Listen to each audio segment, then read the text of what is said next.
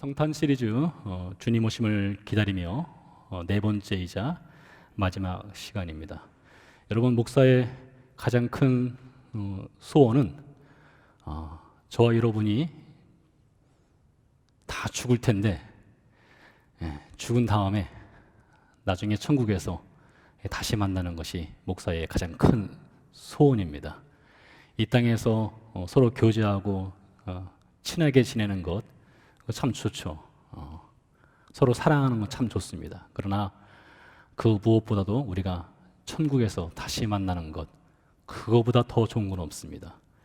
그래서 저는 오늘 이 시간 교우 여러분들께 동전녀 탄생의 중요성에 대해서 말씀드리면서 동시에 아직 예수 그리스도를 믿지 않는 분들이 오늘 이 시간 같이 예배를 드리고 있다면, 혹 이 동전녀 탄생이 얼마나 중요한지를 잘 모르시는 분이 있다면 오늘 말씀을 통해서 하나님께서 여러분 가운데 믿음의 씨앗을 심어주시기를 간절히 소원하는 마음으로 말씀을 준비했습니다. 우리가 예수님을 믿는다라고 고백할 때는 그 믿음의 고백에는 내용이 분명히 있어야 됩니다. 무엇을 믿는지를 분명히 알고 믿음의 고백이 있어야 한다는 것이죠. 예수 그리스도의 좋은 소식, 복음이라고 하지 않습니까? 복음하면 여러분 제일 먼저 떠오르는 것이 제 머리 위에 있는 십자가가 떠오를 수 있어야 됩니다. 십자가가 복음이죠. 십자가에서 예수님께서 죽으시고 또 부활하셨다는 것이 복음의 핵심인 것, 믿는 사람이라면 다 그렇게 고백을 하게 되어 있습니다. 뿐만 아니라 예수님께서 부활하신 후에 승천하셨고 다시 오실 것을 말씀하셨습니다. 사도행전 1장 11절 말씀에 예수님께서 승천하실 때에 갈릴리 사람들이 하늘을 쳐다봤습니다. 그때 천사가 이렇게 말합니다. 갈릴리 사람들아, 너희가 어찌하여 하늘을 쳐다보느냐? 너희 앞에서 올리우신 이 예수는 너희가 가심을 본 그대로 다시 오시리라 했습니다. 그러니 예수님께서 십자가를 지시고 죽으셨고 부활하셨고 승천하셨고 다시 오신다는 것, 이것이 우리가 믿는 복음의 내용입니다. 그뿐만이 아닙니다. 사복음서에 보면 예수님의 십자가와 부활, 승천, 재림의 기록도 있지만 예수님이 이 땅에서 어떻게 사셨는가의 기록도 있습니다. 그건 역시 매우 중요한 복음의 내용입니다. 왜 예수님이 이 땅에서 사신 내용을 성경 저자들이 기록을 했을까요? 그리스도인은 예수님처럼 살라라는 의미로 기록을 한 것입니다. 예수님이 가난한 자를 만나셨고요, 병든 자를 돌아보셨고요, 사랑을 베푸셨고요. 예수님의 만남의 스펙트럼은 낮은 자부터 높은 자까지 누구를 가리지 않고 다 만나셨습니다. 그리고 사랑을 베푸셨지요. 예수님 말씀하지 않습니까? 하나님 사랑하고 이웃 사랑하라 말씀하셨습니다.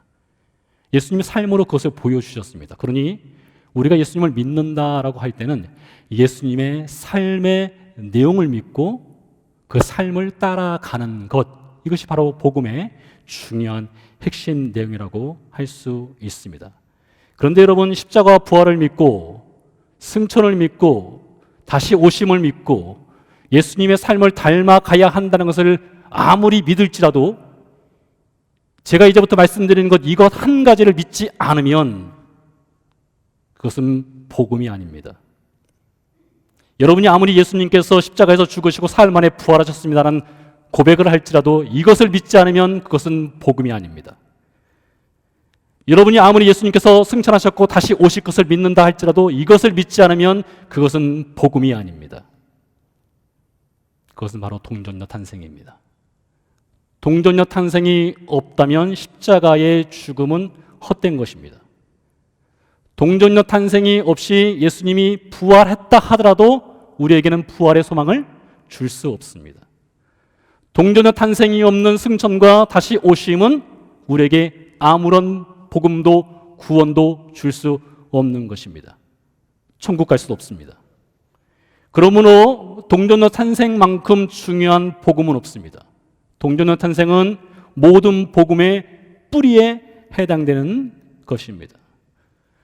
동전녀 탄생을 기록한 마태와 누가는 이 성경의 동정녀로 예수님께서 탄생하셨다는 것을 기록하면서 분명히 그 당시에 이것이 논란이 될 것을 알고 있었습니다. 그 당시뿐이겠습니까? 지금까지도 동정녀 탄생에 대한 것은 많은 논란을 일으키는 주제가 되기도 합니다.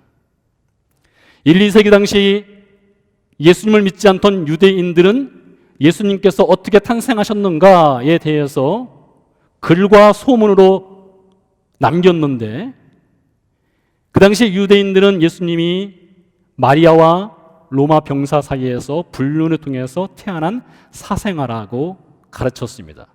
지금도 그렇게 가르칩니다. 주 692년에 예루살렘 성전이 있던 그 자리에 The Dome of Rock이라고 하는 것이 세워집니다. 바위돔, 여러분이 흔히 아시는 황금돔이라고 하는 것입니다. 실제 돔 전체가 황금으로 뒤덮여 있기도 하지요. 그것은 이슬람 기념 건물입니다. 그 기념 건물 안에 들어가면 천장에 글귀들이 적혀 있습니다. 그 글귀들은 이슬람 사람들이, 무슬림들이 신앙 고백하는 내용이 적혀 있는데, 그 신앙 고백 내용 중에 보면 신은 유일하며 그에게는 아들이 없다, 즉 동정녀 탄생이라는 것은 있을 수 없다라는 내용이 적혀 있습니다. 이것이 바로 이슬람과 기독교의 큰 차이점이기도 합니다. 오늘날 미국 내에 믿는 그리스도인하고 고백하는 사람들 중에 동정녀 탄생을 믿는 사람은 65%밖에 되지 않습니다. 남은 35%는 믿지 않는 것입니다. 그것은 복음을 믿지 않는 것이죠. 십자가도 믿고 부활도 믿고 승천도 믿고 재림도 믿고, 하지만 동정녀 탄생을 믿지 않는 사람들이 이렇게 많은 것입니다.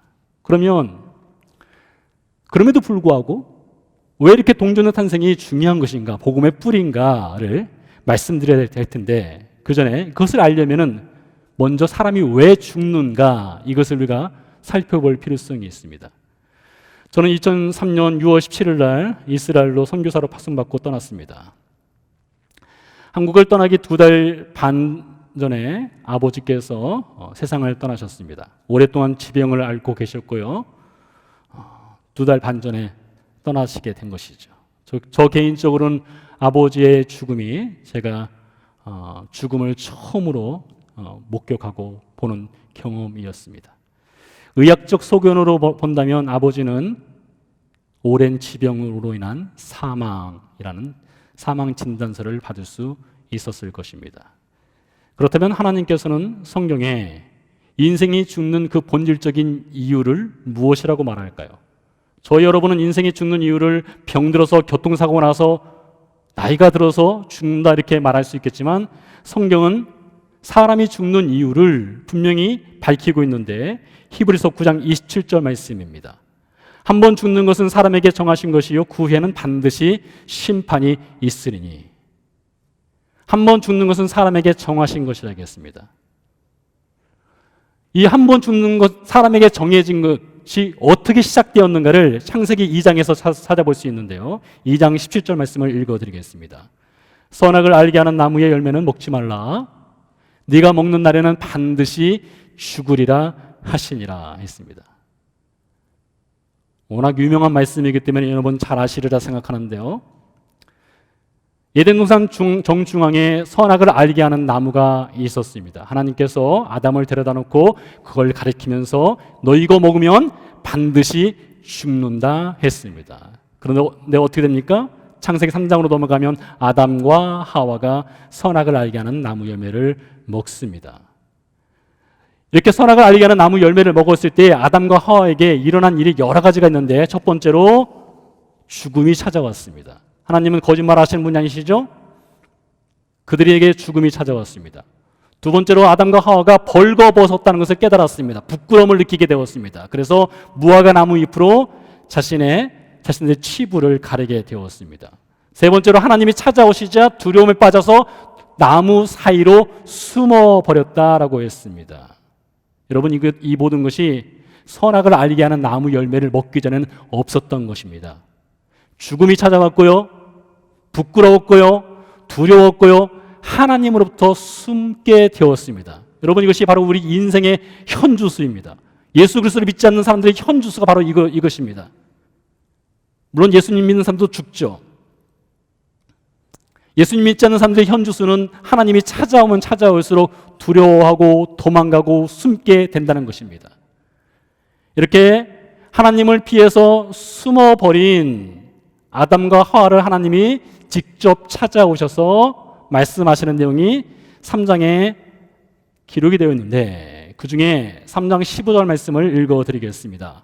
내가 너로, 여기서 너는 뱀 혹은 사단을 뜻합니다. 내가 너로 여자와 원수가 되게 하고 내 후손도 여자의 후손과 원수가 되게 하리니 여자의 후손은 네 머리를 상하게 할 것이요 너는 그 발꿈치를 상하게 할 것이라 했습니다. 여자의 후손은 메시아 즉 예수님을 가리키는 것이고요, 그것은 뱀, 사단을 가르치는 것이죠.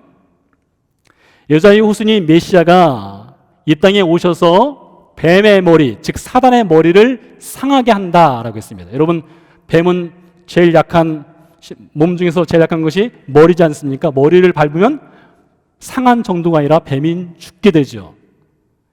그래서 장차 예수님이라는 메시아가 오셔서 사탄을 멸하실 것을 창세기 3장 15절에 말하고 있고요, 동시에 뱀은 무엇을 합니까? 뱀은 여자의 후손인 메시아의 발꿈치를 상하게 한다고 했습니다.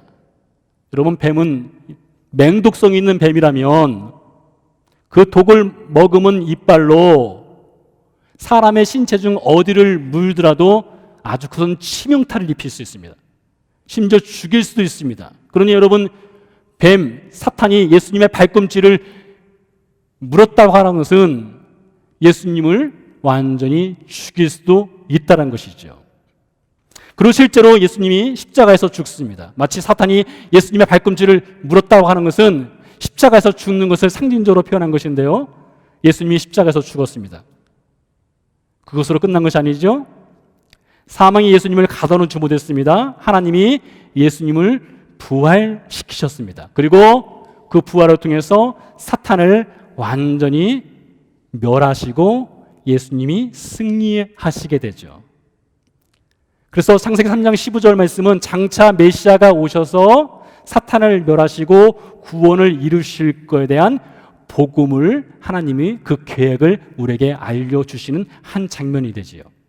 그것을 지금 누구한테 말하는가 하면 아담과 하와한테 얘기하는 것입니다. 그런 다음에 창세기 3장 21절로 가보겠습니다.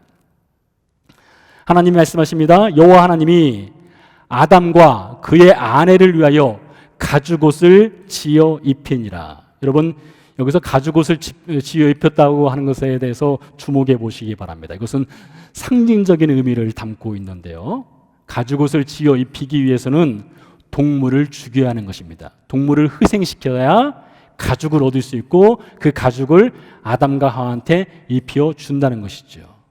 그래서 창세기 3장 21절 이 말씀을 통해서 성경 저자는 장차 메시아가 죄인을 위해서 죽으실 것을, 희생하실 것을 암시해 주고 있는 장면이 창세기 3장 21절입니다. 자, 그런 다음에요, 이 성경은요 짝이 맞습니다. 짝이 맞아요. 아주 톱니바퀴처럼 짝이 맞는데요, 이 말씀에 대해서 갈라디아서 3장 27절에서 바울이 이렇게 각주를 달았습니다. 도대체 그 옷이 무엇이냐?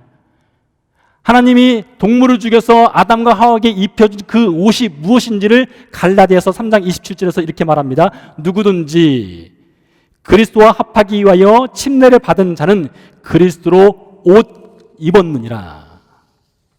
여러분, 우리가 예수님을 믿으면 그 믿음의 고백으로 침례 혹은 세례를 받지 않습니까? 침례 혹은 세례를 받음으로써 우리가 물에 들어갈 때는 죽는 것이고 물에서 나올 때는 부활하는 것을 이 침례 혹은 세례가 상징을 하지요. 그래서 바울이 말하기를 우리가 예수님과 함께 침례를 받은 다음에 어떤 옷을 입어요? 그리스도의 옷을 입는다라고 했습니다. 마치 하나님께서 아담과 하와에게 동물을 죽여서 옷을 입혀준 것처럼 우리가 예수님을 믿을 때에 예수님이라는 옷을 우리가 입게 되는 것입니다. 그러면 하나님은 누구를 보느냐? 죄인된 우리를 보시는 것이 아니라 예수님의 옷을 입고 있는 이춘석과 예수님의 옷을 입고 있는 여러분을 보시는 것입니다. 예수님 안에 있는 우리를 보시기 때문에 그것을 우리에게 하나님이 말씀하시기를 너는 예수님의 옷을 입고 있으니 의롭다라고 인정해 주시고 선포해 주시는 것입니다. 자, 이렇게 구원의 여정이 이렇게 성경에 펼쳐져 있는데 에덴 동산에서 추방당한 인생이 어떻게 살아가는지를 좀 더 말씀을 해드리겠습니다. 에덴 동산에서 아담과 하와가 추방을 당했습니다. 그리고 창세기 4장부터 추방당한 아담과 하와의 삶이 기록되는데요. 창세기 4장에 보면 아담과 하와가 두 아들을 낳습니다. 가인과 아벨을 낳죠. 훗날 가인과 아벨이 하나님께 제사를 드리지 않습니까? 그리고 제사가 받아들여지지 않은 가인이 분노해서 아벨을 죽입니다. 그렇게 해서 인류 최초의 죽음이 시작되게 되죠. 창세기 5장으로 가면 어떤 일이 벌어집니까? 창세기 5장에는 아담의 족보가 나옵니다. 여러분, 아담의 족보의 공통적인 특징이 무엇인지 아십니까?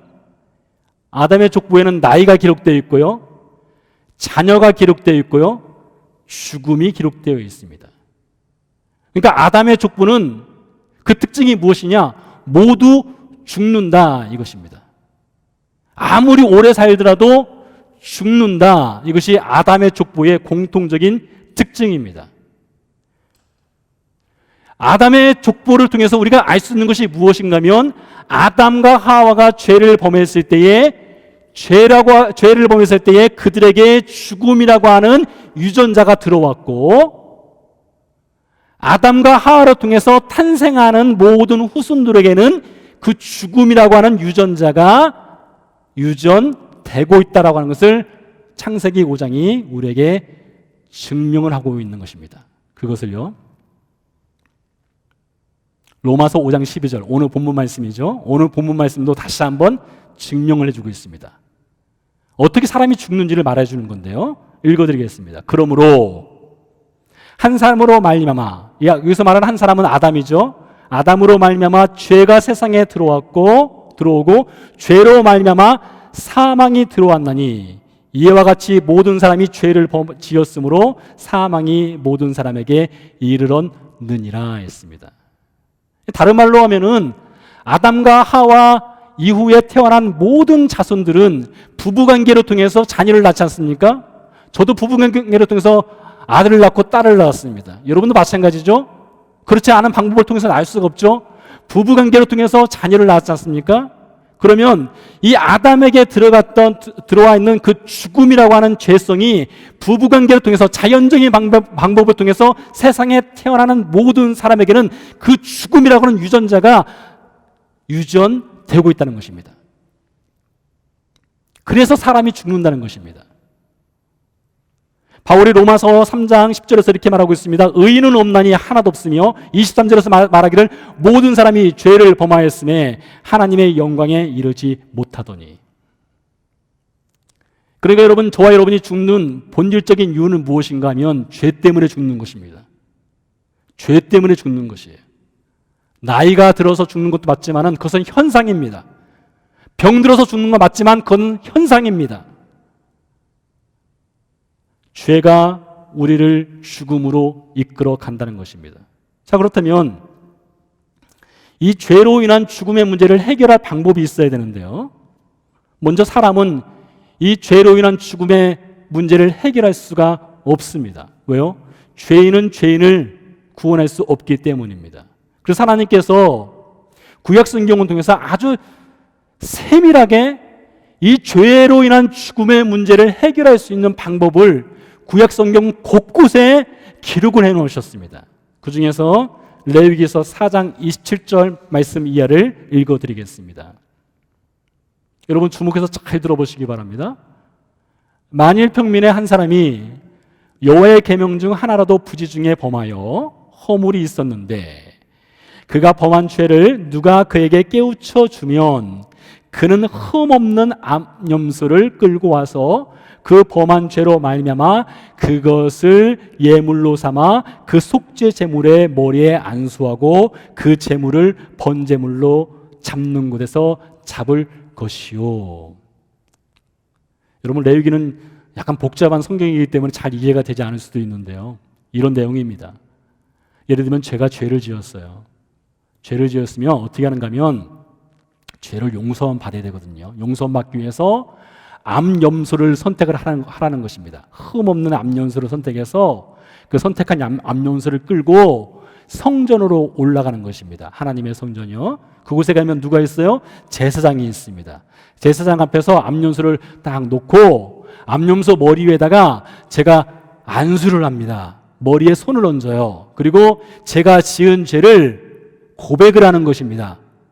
근데 성경이 말하기를 제가 지은 죄를 암염소의 머리에 손을 얹고 고백을 하면 죄가 암염소에게 전가되는 것입니다.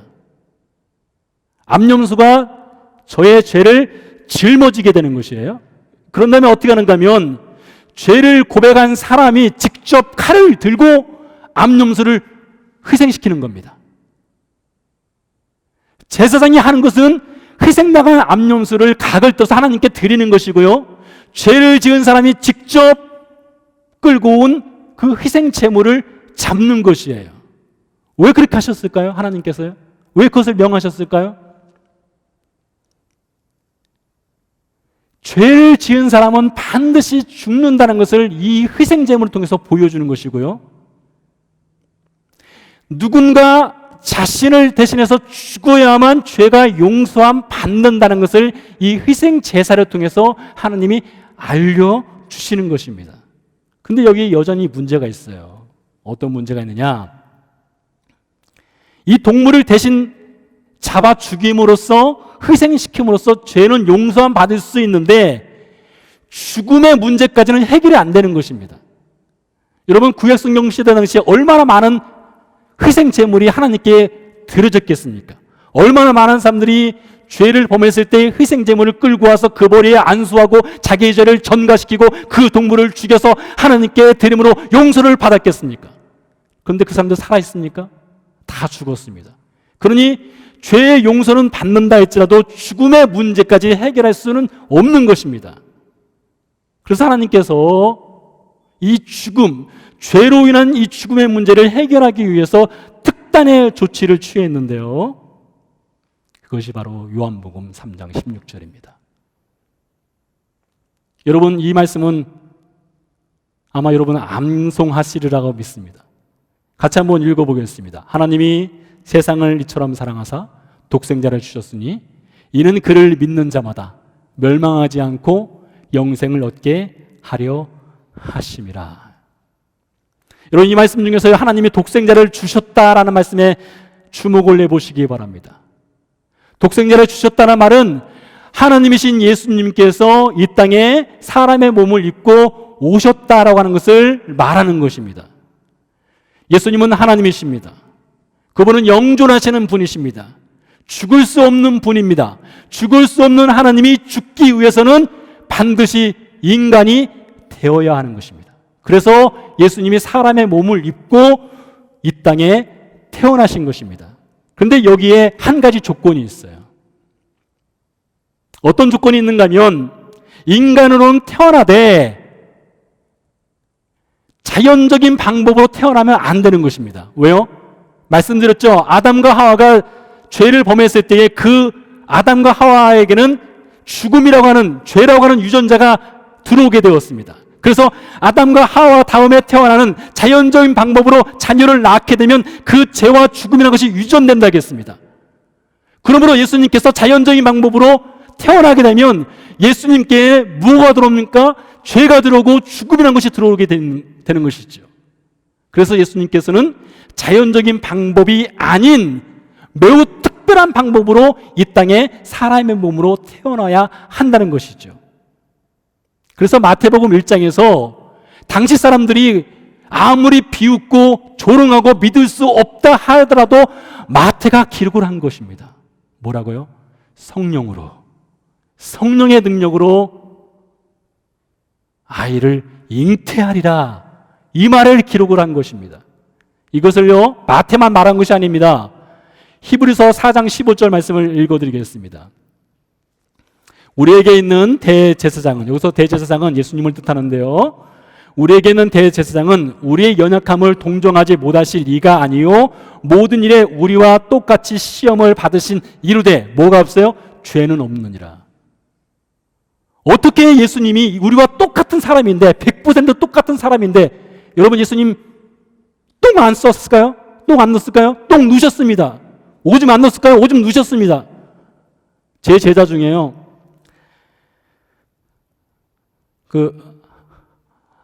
아이가 태어났는데 아이가 너무 우는 거예요. 근데 성탄 찬송 중에는 그런 찬송이 있지 않습니까? 아기 예수님 우시지 않네 이런 찬송이 있지 않습니까? 그러면서 저한테 전화를 해가지고 이거 맞는 얘기냐고, 예수님 안 운 거 맞는 거냐고, 왜 우리 애기는 이렇게 우냐고 그렇게 얘기를 하더라고요. 여러분 예수님 안 우셨을까요? 예수님 우셨습니다. 예수님 우리처럼 화장실 가셨습니다. 예수님 우리처럼 주무셨어요. 눈물 흘리셨습니다.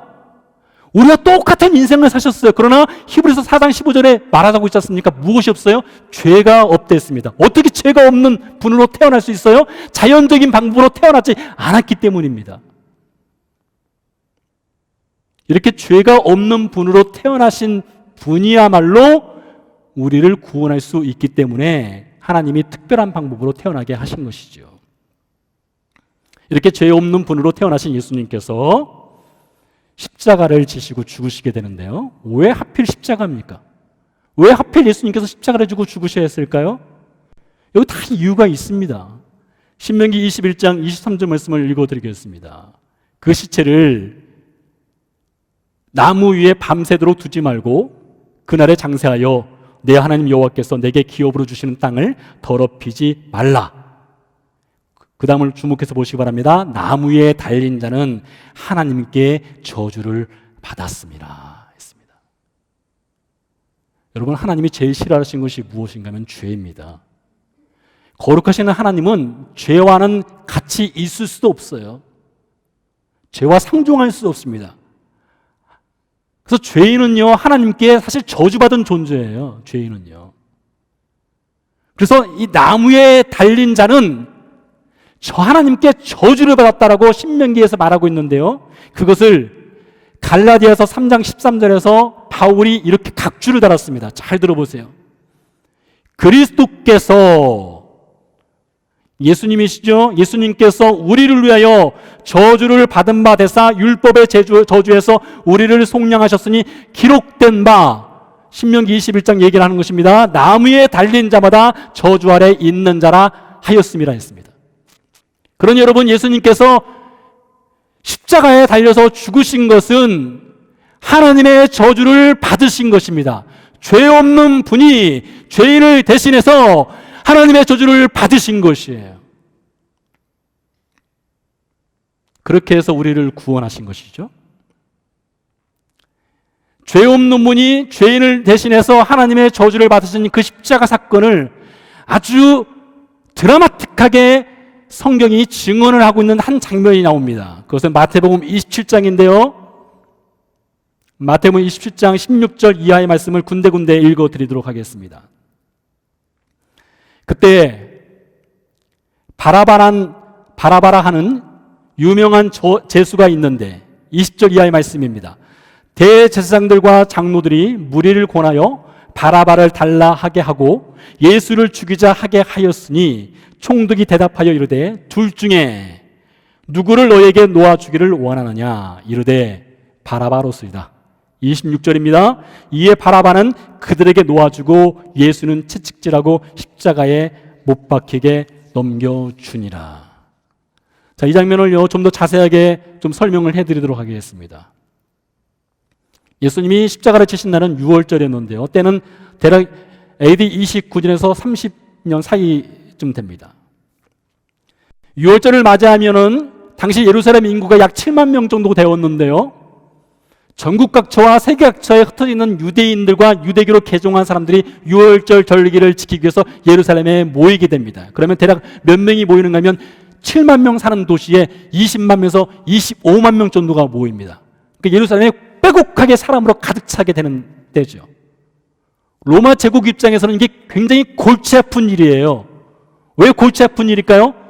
치안이 불안하기 때문입니다. 언제든지 유대인들은 로마 정부를 대상으로, 제국을 대상으로 봉기를 일으킬 수 있는데 사람이 많이 모여 있으면 봉기가 일어날 가능성이 많기 때문입니다. 그래서 로마 제국 입장에서는 이런 절기 때만 맞이하면은 이 치안을 유지하기 위해서 특별히 하는 일이 있습니다. 무엇을 하느냐? 처형을 시킵니다. 십자가 처형을 시켜요. 절기 때마다요. 왜요? 그 십자가 처형을 통해서 유대인들한테 경각심과 불안을, 공포를 조성하는 것입니다. 봉기 일으켜봐라, 이렇게 죽는다, 그것을 보여주는 것이죠.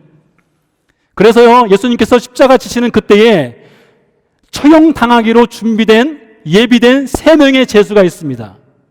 2명은요 이름이 기록되어 있지 않은 죄수고요, 1명은 이름이 기록되어 있습니다. 그 이름이 마태복음 27장에 나오는 바라바입니다. 약간 더 깊이 들어가 보겠습니다. 여러분, 이 바라바란 이름이요, 예수님 시대 당시에는 아람어를 썼는데요, 아람어와 히브리어는 형제지간입니다. 그래서 히브리어를 하면 아람어를 할 수 있고요, 아람어를 하면 히브리어를 할 수 있습니다. 그 당시 아람어가 국제 언어였습니다.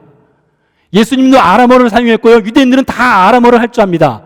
그래서 사람 이름을 지을 때도 아람어로 짓는 경우가 있었습니다. 이 바라바라고 하는 이름은 아람어인데요, 좀 더 정확히 읽어보면 바르아바입니다. 바르라고 하는 것은 아들이라는 뜻이고요, 아바라고 하는 것은 성입니다.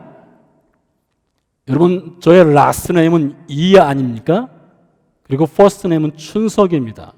근데 예수님 시대 당시에는 라스트 네임과 퍼스트 네임을 어떻게 정했는가 하면, 라스트 네임은 아버지의 이름이 라스트 네임이 되고요, 퍼스트 네임은 아버지가 주는 이름입니다. 그러니까 예를 들면 이런 것입니다. 예수님의 아버지가 요셉이죠? 아닌가요? 맞죠? 네, 요셉입니다. 그러니까 예수님의 이름을 부를 때는 히브리식으로 부르면 예슈와 벤 요셉이 됩니다. 이것을 아람어식으로 부르면 예슈와 바르 요셉이 됩니다. 눈치가 빠르신 분들은 이 바라바의 이름에 무엇인가 빠져있다는 것을 아시게 될 거예요. 뭐가 빠졌습니까? 바르 아바니까 성 역할을 하는 아버지, 라스네임 역할을 하는 아바도 있고 아들도 있는데 퍼스트네임이 빠졌습니다. 그의 이름이 빠져있는 거예요. 근데 1세기, 2세기 당시에 문헌들을 보면은 마태복음 27장 말씀에 기록된 바르아바의 그 퍼스트네임, 그의 개인 이름이 기록된 문서들이 있습니다. 그의 이름이 무엇이냐? 예슈아입니다. 예슈아. 그런 여러분, 집중해서 잘 들어보세요. 어떻게 되는 것입니까?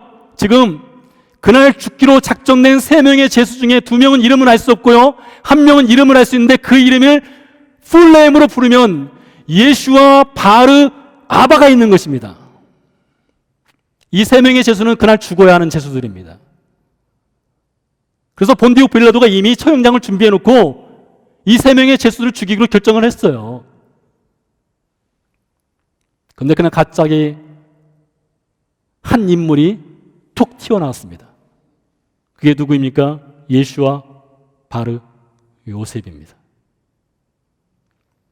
본디오 빌라도가 신문을 내보니까 죄가 없다고 판단이 되었습니다. 그래서 이 절기 때를 맞이하면은 당근과 채찍으로는 십자가 죽음이고 당근으로는 풀어주는 것입니다. 사면을 해주는 것이죠. 그래서 본디오 빌라도가 한편에는 예수와 바르 요셉을 세우고 또 한편으로는 예수와 바르 아바를 세우고, 물론 그 자리에 있지 않았겠죠. 감옥에 있었겠죠. 그리고 군중들에게 물었습니다. 절기를 당하면 명절 때 특별 사면하는 것이 있으니 이 둘 중에 누구를 풀어줄까 했습니다. 여러분, 상상력을 한번 동원해 보시기 바랍니다. 본디오 빌라도가 그 군중 앞에서 이야기를 하고 있고요, 그 앞에는 수많은 군중들이 본디오 빌라도의 그 최후 심판을 기다리고 있고요. 그 중에 그 앞에서 본디오 빌라도가 누구를 풀어줄까 했을 때에 군중들이 뭐라고 했습니까? 성경이 그것을 그대로 말하고 있는데요. 뭐라고 했습니까? 바르아바라고 외쳤습니다. 좀 더 정확히 말하면 예수와 바르아바라고 외쳤어요. 그렇게 소리를 크게 지르는 것입니다. 그러면 감옥 안에 갇혀 있는 바르아바, 예수와 바르아바가 자기 이름이 들려지는 것을 듣겠죠? 자기 이름이 들려지게 듣게 됩니다. 그래서 바라바는 아마 그렇게 생각했을 거예요. 사람들이 내 이름을 부르는 이유는 내가 살인을 저지른 사람이기 때문에 오늘 나를 처형시키라. 그래서 내 이름을 부르는구나. 이렇게 생각했을 것 같아요. 그러자 본디오 빌라도가 이렇게 말합니다. 그러면 이 예수와 벤 요셉은 어떻게 할까? 라고 말했더니 사람들이 다시 말하죠. 십자가에 못 박아라. 라고 소리를 질렀습니다. 여러분이 감옥 안에 있는 바라바라면 두 마디를 듣는 것입니다. 첫 번째는 여러분의 이름이 외쳐지는 걸 듣는 것이고요. 두 번째는 십자가에 못 박아라 이것을 듣는 것입니다. 그럼 당연히 어떻게 생각할까요?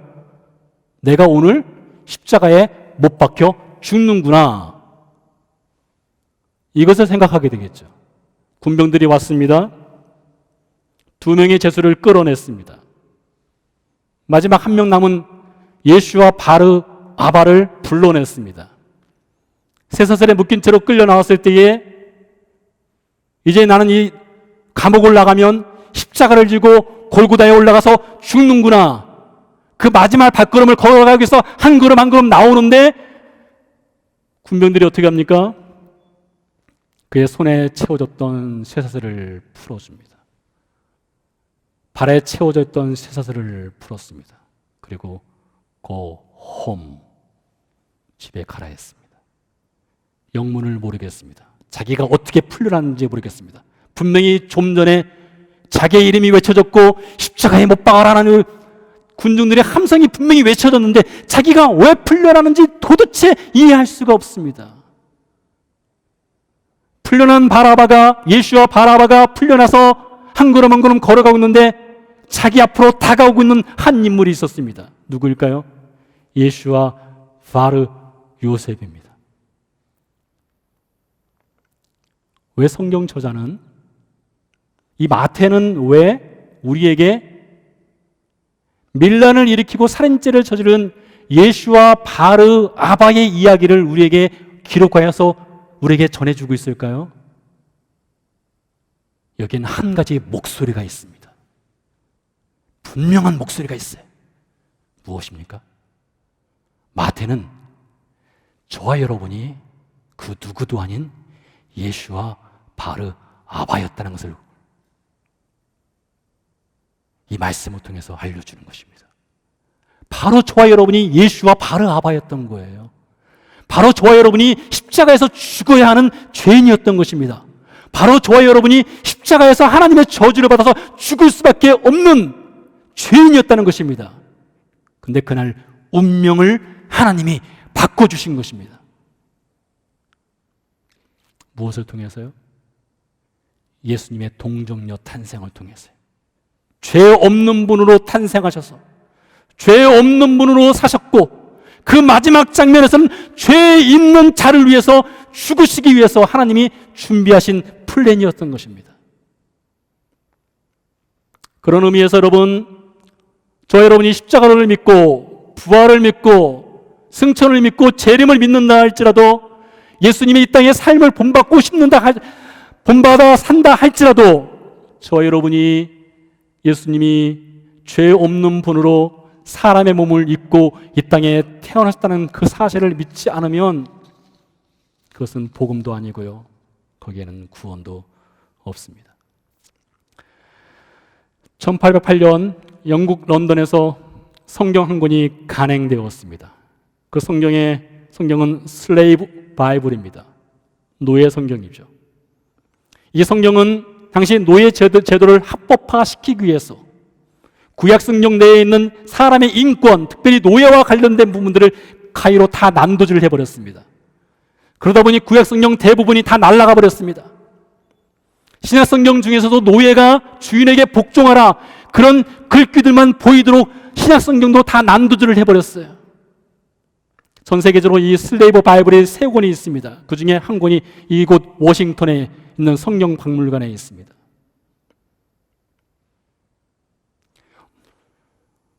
이 슬레이브 바이블이 간행된 뒤 약 20년 뒤에 나사렛 예수의 삶의 도덕이라는 책이 간행되었습니다. 그 책의 저자는 미국 제3대 대통령인 토마스 제퍼슨입니다. 여러분이 혹 알 수 있는 제퍼슨 바이블이 바로 그것입니다. 이 제퍼슨 바이블에서 토마스 제퍼슨 역시 가위를 들었고요. 그가 믿을 수 없다는 성경 구절들을 다 잘라냈습니다. 예수님이 무리를 걸으셨다, 오병이어 사건을 일으키셨다, 다 잘라냈습니다. 예수님이 부활하셨다, 잘라냈습니다. 무엇도 잘라냈을까요? 동정녀 탄생 역시 잘라냈습니다. 그 성경은 지금 미국 역사박물관에 전시되어 있습니다. 사랑하는 성도 여러분, 여러분의 성경은 어떻습니까? 여러분의 복음의 믿음은 무엇입니까? 여러분의 손에 혹시 가위가 들려있지 않습니까? 여러분도 십자가도 믿고 부활도 믿고 승천도 믿고 재림도 믿고 죄사함도 믿지만 동정녀 탄생을 믿지 않기에 그것을 가위로 잘라냈지는 않았습니까? 혹 그런 분이 계시다면 여러분, 여러분의 머리와 여러분의 경험과 여러분의 이성과 합리적인 판단이 하나님보다 크십니까?